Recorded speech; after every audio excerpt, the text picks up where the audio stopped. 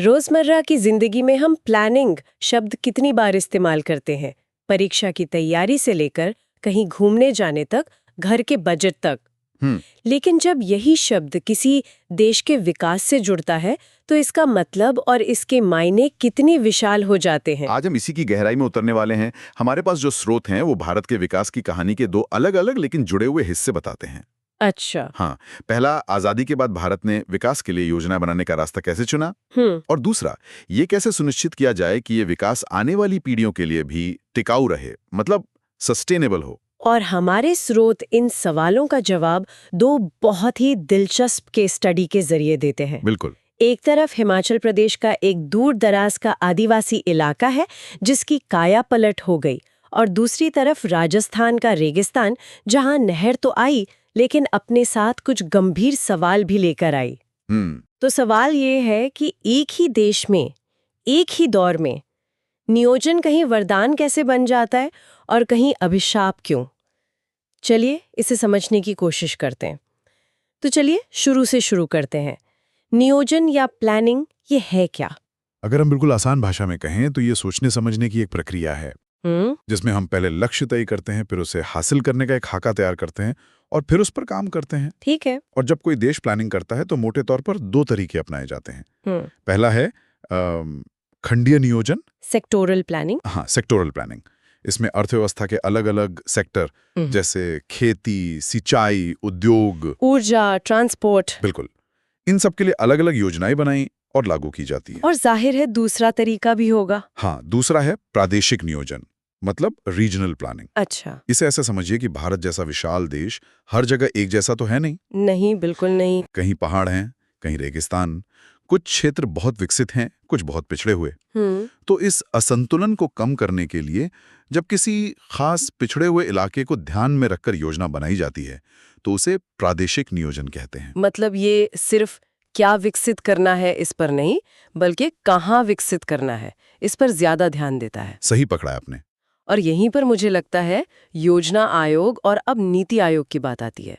योजना आयोग का मॉडल तो काफी केंद्रीकृत था, मतलब सेंट्रलाइज्ड। हाँ, मोटे तौर पर ये सच है। फैसले दिल्ली में लिए जाते थे। लेकिन हमें यह भी समझना होगा कि उस समय देश नया नया आजाद हुआ था और एक मजबूत केंद्र की जरूरत महसूस की गई थी। तो पंचवर्षीय योजनाओं का सोवियत मॉडल उस वक्त के लिए ठीक माना गया, पर समय के साथ वो अप्रासंगिक हो गया। बिल्कुल। जमीनी हकीकत और दिल्ली के दफ्तरों में बनने वाली योजनाओं में एक बड़ा फासला आ गया था।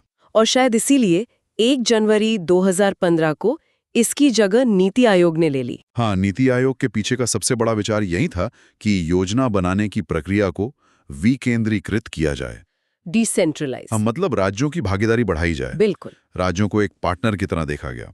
ये एक तरह से टॉप डाउन अप्रोच से बॉटम अप अप्रोच की तरफ एक बड़ा बदलाव था। तो ये जो प्रादेशिक नियोजन का विचार था कि खास इलाकों पर ध्यान दिया जाए, क्या हमारे स्रोतों में इसके कुछ ठोस उदाहरण है? बिल्कुल है।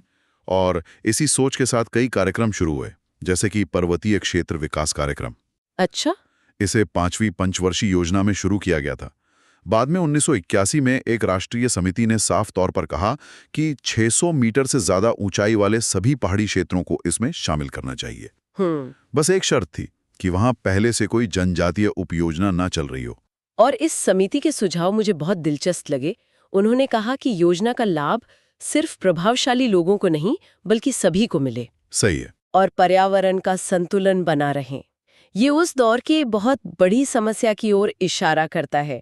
अक्सर होता ये था कि विकास का पैसा गांव के सरपंच या बड़े जमींदार तक ही पहुंचकर रह जाता था। बिल्कुल सही।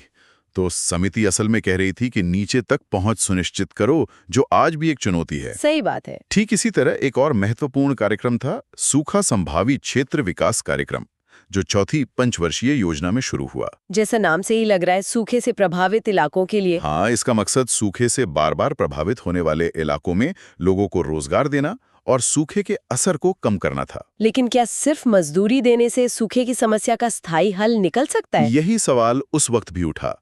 इसीलिए बाद में इसका दायरा बहुत बढ़ाया गया। अच्छा, क्या क्या जोड़ा गया इसमें? इसमें सिंचाई परियोजनाएं, भूमि विकास, जंगल लगाना, चारागाह विकसित करना और गांव में बिजली, सड़क, बाजार जैसी बुनियादी सुविधाओं को भी जोड़ा गया। तो मतलब एक पूरा इकोसिस्टम बनाने की कोशिश की गई। हाँ, ताकि लोग सिर्फ खेती पर निर्भर ना रहें और सूखे के समय असहाय न हो जाएं। तो ये तो हुई योजनाओं की बातें। अब देखते हैं कि जमीन पर इनका असर कैसा होता है। और इसके लिए हमारे पास हिमाचल प्रदेश के भरमौर क्षेत्र की केस स्टडी है। हाँ, ये चंबा जिले का एक बहुत ही पिछड़ा और अलग-थलग पड़ा इलाका है, जहाँ गद्दी जनजाति के लोग रहते हैं। गद्दी जनजाति। हाँ, ये लोग सदियों से ऋतु प्रवास करते आए हैं, मतलब ट्रांसह्यूमन्स। अच्छा, वो जो मौसम के हिसाब से अपने पशुओं के साथ जगह बदलते हैं। बिल्कुल। सर्दियों में वे अपने भेड़ बकरियों के साथ शिवालिक की निचली पहाड़ियों में आ जाते थे और गर्मियों में वापस लाहौल और स्पीति के ऊंचे चरागाहों की ओर चले जाते थे। मैं कल्पना कर सकती हूँ, कठोर जलवायु, सुविधाओं का पूरी तरह अभाव, विकास की मुख्य धारा से ये इलाका बिल्कुल कटा हुआ होगा। बिल्कुल, लेकिन 1970 के दशक में यहाँ बदलाव की हवा चली। 1974 में 5वीं पंचवर्षीय योजना के तहत यहाँ समन्वित जनजातीय विकास परियोजना शुरू की गई। और इसका लक्ष्य क्या था? लक्ष्य साफ था, गद्दी लोगों के जीवन स्तर को सुधारना और भरमौर तथा हिमाचल के बाकी हिस्सों के बीच विकास के गहरे अंतर को पाटना। और नतीजा? नतीजा हैरान करने वाला था। सबसे पहले तो वहां वो बुनियादी सुविधाएं पहुंची जिनके बारे में शायद लोगों ने सोचा भी नहीं था। जैसे? स्कूल, अस्पताल, पीने का साफ पानी, सड़कें और बिजली। लेकिन सबसे बड़ा बदलाव सामाजिक और आर्थिक स्तर पर आया। एक मिनट, ये आंकड़ा फिर से देखिए। 1971 में महिला साक्षरता दर सिर्फ 1.88% थी। हाँ, सिर्फ 1.88%। और 2011 में बढ़कर 65% हो गई। ये सिर्फ एक नंबर नहीं है, ये एक पूरी पीढ़ी का कायापलट है। बिल्कुल। इसका मतलब है कि जिन दादियों ने कभी स्कूल का मुंह नहीं देखा, उनकी पोतियां आज पढ़ लिख रही हैं। हाँ। बाल विवाह जैसी प्रथाओं में भारी कमी आई। और आर्थिक रूप से भी तस्वीर बदल गई। जहां पहले लोग सिर्फ अपने गुजारे के लिए मक्का और जौ जैसी फसलें उगाते थे, अब वे दालें और दूसरी नकदी फसलें भी उगाने लगे। पर सबसे बड़ा बदलाव ये हुआ कि ऋतु प्रवास का महत्व बहुत कम हो गया। आज कुल परिवारों में से सिर्फ 10वां हिस्सा ही ये पारंपरिक जीवन शैली अपनाता है। ये एक दिलचस्प दुविधा है। एक तरफ विकास है, लोगों का जीवन आसान हो रहा है, उनकी आमदनी बढ़ रही है। हाँ। पर दूसरी तरफ ऋतु प्रवास सिर्फ एक आर्थिक गतिविधि नहीं थी। ये गद्दी जनजाति की पहचान, उनकी संस्कृति का एक अटूट हिस्सा था। तो क्या हम कह सकते हैं कि विकास ने उनकी जिंदगी बेहतर की, लेकिन उनकी सदियों पुरानी पहचान की कीमत पर? ये एक बहुत बड़ा और महत्वपूर्ण सवाल है और विकास से जुड़ा ये द्वंद्व हमेशा मौजूद रहता है। भरमौर की कहानी दिखाती है कि एक लक्षित, सोच समझकर बनाई गई योजना जमीनी स्तर पर कितना सकारात्मक बदलाव ला सकती है। पर इसने मुझे सोचने पर मजबूर कर दिया।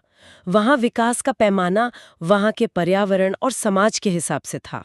पर क्या होता है जब हम विकास को किसी इलाके पर जबरदस्ती थोपते हैं? जब हम प्रकृति के नियमों को नजरअंदाज करके सिर्फ इंजीनियरिंग पर ध्यान देते हैं। शायद यहीं से हमें सतत पोषणीय विकास या सस्टेनेबल डेवलपमेंट की जरूरत समझ में आती है। आपने बिल्कुल सही नब्ज पकड़ी है। सतत विकास का विचार 1960 के दशक में ही उभरने लगा था, जब पश्चिमी दुनिया में अंधाधुंध औद्योगिक विकास के भयानक पर्यावरणीय नतीजे सामने आने लगे। अच्छा। फिर 1987 में संयुक्त राष्ट्र की ब्रंटलैंड रिपोर्ट आई, जिसका शीर्षक था आवर कॉमन फ्यूचर, यानी हमारा साझा भविष्य। और इसी रिपोर्ट ने सतत विकास की वो परिभाषा दी जो आज पूरी दुनिया में इस्तेमाल होती है। हाँ, और परिभाषा बहुत सीधी साधी लेकिन गहरी है। क्या है वो? उसमें कहा गया कि एक ऐसा विकास जिसमें भविष्य में आने वाली पीढ़ियों की जरूरतें पूरी करने की क्षमता से समझौता किए बिना आज की पीढ़ी अपनी जरूरतें पूरी करे। सीधी सी बात। बहुत सीधी सी बात। अपने बच्चों का हिस्सा खाकर आज पेट भरना कोई समझदारी नहीं है। बिल्कुल। इस विचार को समझने के लिए हमारे स्रोतों में दी गई इंदिरा गांधी नहर की केस स्टडी एकदम सटीक बैठती है। हाँ, ये भारत की सबसे बड़ी नहर प्रणालियों में से एक है, एक विशाल इंजीनियरिंग का चमत्कार। इसे पहले राजस्थान नहर कहते थे। हाँ, ये नहर पंजाब में हरी के बांध से निकलती है, जहाँ सतलज और व्यास नदियां मिलती हैं, और वहां से ये राजस्थान के थार मरुस्थल तक पानी पहुंचाती है। इसकी कुल लंबाई 9000 किलोमीटर से भी ज्यादा है। इसने थार के सूखे रेगिस्तान की तस्वीर को हमेशा के लिए बदल दिया। और इसके सकारात्मक प्रभाव तो जाहिर है, जहां रेत के टीले होते थे वहां अब हरियाली है। जहां सिर्फ चना, बाजरा और ग्वार उगता था, अब वहां गेहूं, कपास, मूंगफली और यहां तक कि चावल भी उगने लगा है। हाँ, ये सिक्के का एक पहलू है जो बहुत चमकीला है, लेकिन इसका दूसरा पहलू उतना ही स्याह है। मतलब? जरूरत से ज्यादा और लगातार सिंचाई की वजह से दो बड़ी समस्याएं पैदा हो गईं। पहली, जलाक्रांत, मतलब वाटर लॉगिंग, जमीन में पानी का भराव। हाँ, और दूसरी, मृदा लवणता, सॉइल सैलिनिटी, यानी मिट्टी में नमक की मात्रा का बढ़ जाना। इसका मतलब क्या हुआ एक आम किसान के लिए? इसका मतलब ये हुआ कि जो जमीन पहले सोना उगल रही थी, वो धीरे धीरे बंजर होने लगी। ओह, पानी की अधिकता से फसलों की जड़ें सड़ने लगी और मिट्टी में नमक की परत जमने से उसकी उपजाऊ शक्ति खत्म होने लगी। जिस विकास को वरदान समझा जा रहा था, वो लंबे समय में एक अभिशाप बनता दिखने लगा। तो इस क्षेत्र में सतत पोषणीय विकास के लिए क्या उपाय सुझाए गए? ये तो एक बहुत बड़ी चुनौती बन गई। उपाय कई सुझाए गए। पहला और सबसे जरूरी, एक सख्त जल प्रबंधन नीति बनाना और उसे ईमानदारी से लागू करना। दूसरा, किसानों को ज्यादा पानी की खपत वाली फसलें जैसे चावल उगाने से हतोत्साहित करना और उसकी जगह खट्टे फलों जैसे बागानी फसलों को बढ़ावा देना। लेकिन ये उपाय सुनने में तो बहुत अच्छे लगते हैं, पेड़ लगाओ, पानी बचाओ, पर क्या ये असल में कारगर है? किसी किसान को ये कहना कि तुम चावल या कपास मत उगाओ जिसमें ज्यादा मुनाफा है और उसकी जगह कोई और फसल उगाओ, ये आर्थिक रूप से बहुत मुश्किल होगा। ये एक बहुत ही व्यावहारिक सवाल है। स्रोत सीधे तौर पर चुनौतियों की बात नहीं करते, लेकिन वे समाधान का एक पूरा इकोसिस्टम सुझाते हैं। जैसे कमांड क्षेत्र विकास कार्यक्रम को प्रभावी ढंग से लागू करना।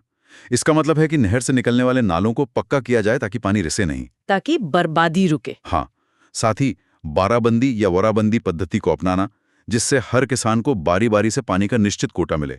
इससे पानी का समान वितरण सुनिश्चित होगा। और पर्यावरण को जो नुकसान हुआ है उसकी भरपाई के लिए? उसके लिए वनीकरण और चारागाह विकास पर जोर देने की बात कही गई है।